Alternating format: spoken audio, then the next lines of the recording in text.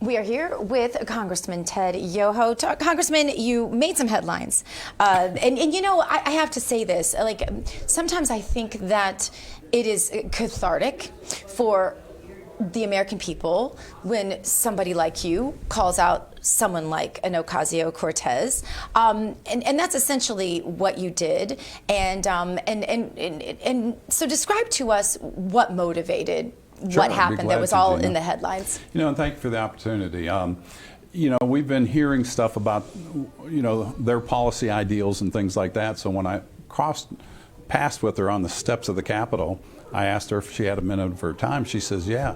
And I says, I've got to ask you because it's been brought to my attention by some very concerned people that you've got a post out there on social media where you're talking about it's okay to steal a loaf of bread if your family's hungry because we've got such high unemployment. I says, did you really say that? And is that really what your thoughts are? And she goes, oh, absolutely. And she goes on to this.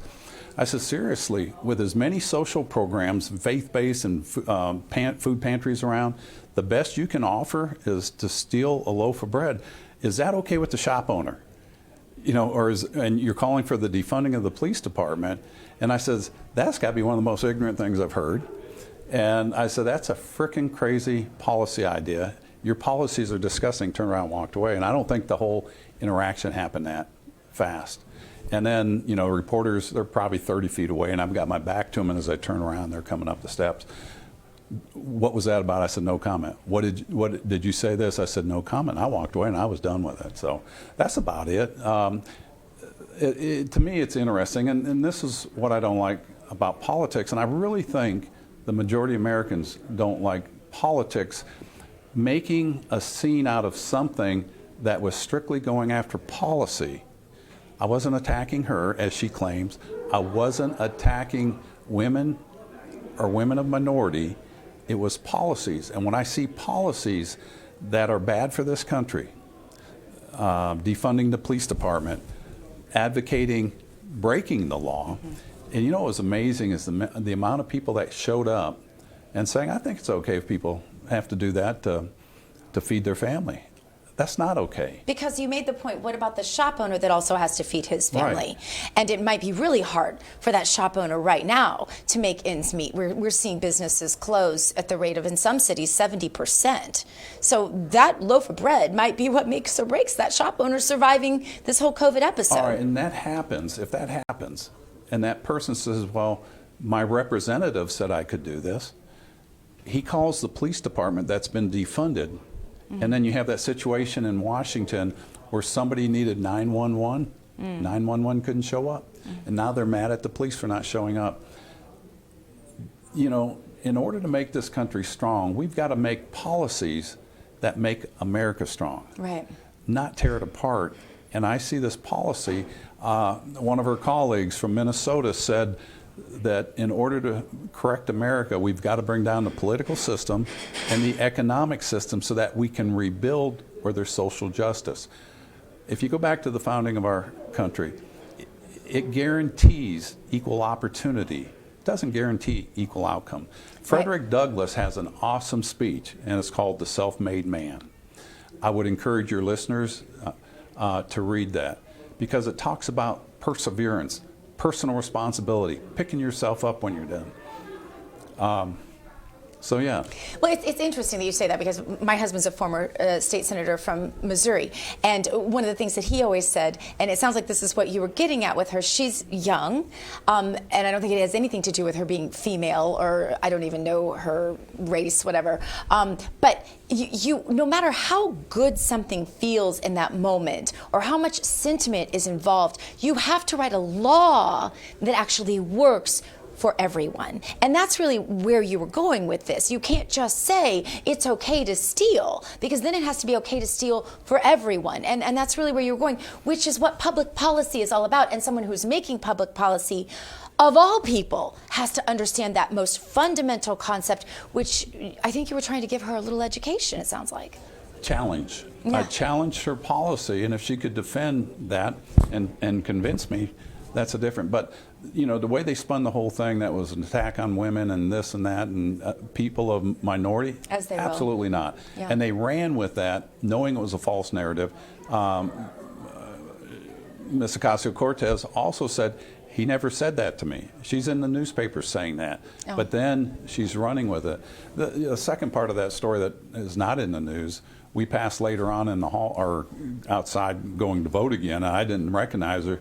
She, I don't know, 25 feet from me, 30 feet, turns around and yells at me, "Ted Yoho." I didn't know who it was, and I turn around and she's going, "I'm not done with you yet." And I'm like, okay. And so now I know what her intentions were.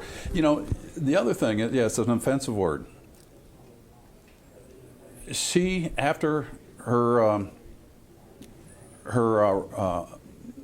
speech on the House floor, saying how offensive this word was, I don't know if people know this, but you can go to the YouTube. She's got a COVID mask on in the front of the Capitol, laughing and singing the rap song Boss B. Making fun of it and then fundraising off of that. Yeah.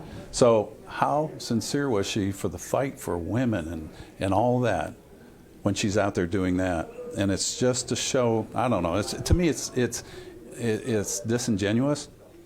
I've got a $30 trillion debt we're looking at in this country. Right. We've got the things that we've talked about with China. We've got the pandemic. We've got an economy that is terrible right now, that we need to work together with policies that make this country stronger. So what else you want to talk about? Exactly. Well, I appreciate that. So I think what's pervasive on the hearts and minds of folks, aside from the whole China thing, which we've talked about Sure. Extensively, the CCP and the threat that is over our nation right now, this COVID thing. We kind of know a lot more than we knew at the very beginning, but you were really a pioneer in finding out some of the culpability, really, Sure. of the CCP in this. Tell us about that. Well, Ami Bear and I, Ami chairs that he's a medical doctor out of California, great guy, smart guy. He wanted to have a hearing on COVID. He wanted me to know about it, and if I approved it, I said, absolutely. The State Department didn't want us to have this, and he was getting pushback. I says, we need to have this hearing. So we had that. We had 2 epidemiologists, and we had a third person. I can't remember who that was.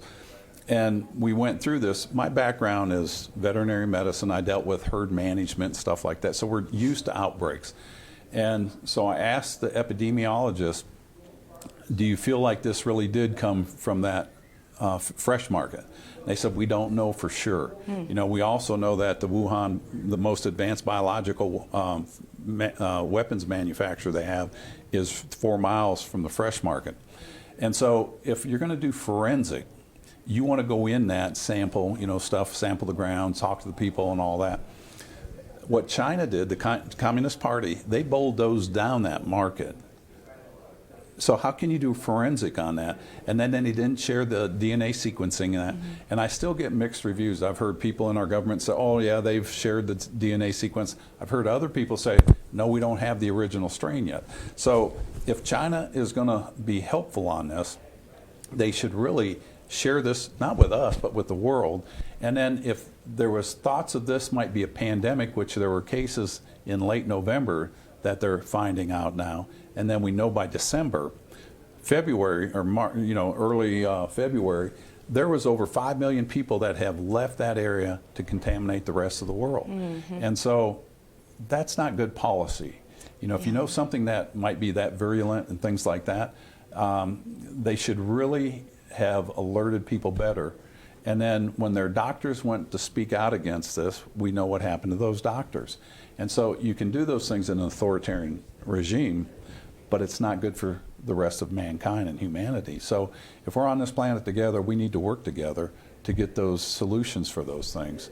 And the thing with us and our allies, we share information. China takes that information and kind of holds on to it. Yeah. And so legislatively, what are we doing about this? About China in general, overall? Yeah, and specifically, any legislation you have that you're excited about or that you're part of? Oh, man. In terms of real answers for real people. I mean, you live in sort of what is, I want to say, the heartland of Florida, if there is such a thing, right? Is that a good analogy? Best part of Florida. I might have to argue with that, but we're going to go with that. And so what are the real answers that are out there in terms of legislation for Americans? I'd like to end on a high note here. Well, I think the best thing that the American government can do is create certainty and an era of safety that we can create, and the faster we can do that, the better off it is. And so, go with policies that people feel comfortable with. If you feel comfortable wearing a mask, wear a mask. If you're vulnerable or have comorbidities, wear a mask. And I think they also ought to talk about, especially in Florida, we hear these terrible numbers, and it's terrible, yet New York had worse numbers, and they're great. And so when you talk about we've had a boom in cases, they're exploding in Florida, the number of cases is irrelevant until you start looking at, all right, you tested positive, were they clinical? If they're clinical, were they hospitalized? If they're hospitalized, did they have to go through the ICU? And then did people recover? So we should talk about they're positive but not clinical. They were sick and clinical, but they recovered. So we need to talk about that positive stuff, because that gives an air of confidence that people can go out and start doing that. And I think the faster we do that, the faster you'll see a normalcy coming back. Look at the facts. Younger people are more immune to it. Older people aren't. And so treat people that way. Don't treat society as a whole one way, because the angst, the anxiety that people are building up is starting to come out emotionally. Your expertise as a large animal veterinarian is then that you understand herd immunity. Very well. You understand herd immunity. Yeah. So if I've Florida, been criticized for saying that, but that's also a medical term. That's when you get about 60 to 70% of a population that's been exposed, you get herd immunity. So at what point are states like New York and Florida there? Yeah. That's going to be time will tell. I understand why they went down the road they did. I disagree with that. I let that be known. You can flatten the curve by isolating people, face masks, things like that. But what you're going to do is prolong the duration.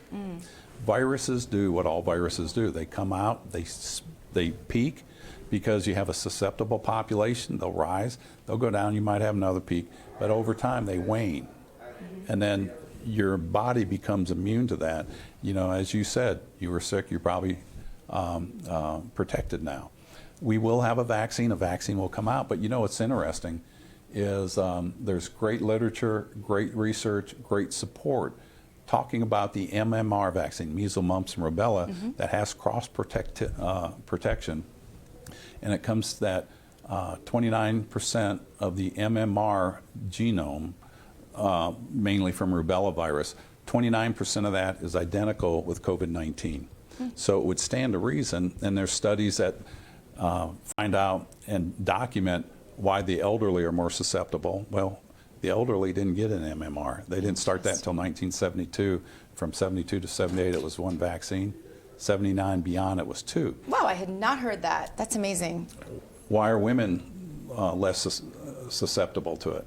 Well, women had two, and if they're contemplating a family, they got boosters. And so if that's true, Cambridge study did it, Dr. Larry Tillery and Jeff Gold, they did studies of looking at antibodies, and if that's true, it's not a panacea, but if that's something we can give the population, because there's millions of doses of that, it's been proven to be safe, if that's true, we can protect that vulnerable population, give them an air of confidence, and then when a vaccine comes out, use the vaccine. So we should be using all of these things. The other thing is prepare for the next pandemic. It's not when. It's not if. Not if or when, it's when it's going to come. Yeah. And we know that 7 out of 10 zoonotics start with the animal world. So I've got a bill with Kurt Schrader that's called the Emergency Preparedness through the One Health Act that coordinates USDA and APHIS with CDC, EPA, DOD, so that we're prepared. And then there's an organization called CEPI, the Coalition of Epidemic Preparedness Innovators, that is a cost-sharing program so that we can look at that next zoonotic. We don't have to make a vaccine, but we can have that vaccine prepared, shelf it, and when it comes out, get it out rapidly. Yeah. Those are the things that we can do that would allay fears to the American people and people around the world and keep our economies going. So, thank you. Sound like a progressive. It's a progressive I'm idea. progressive for keeping our nation That's right. staying true to its compass of what the founders set out. So, yeah. Congressman Ted Yoho, thank you so much Thank you, for Ms. being Gina. with us today. I appreciate Back to it. you.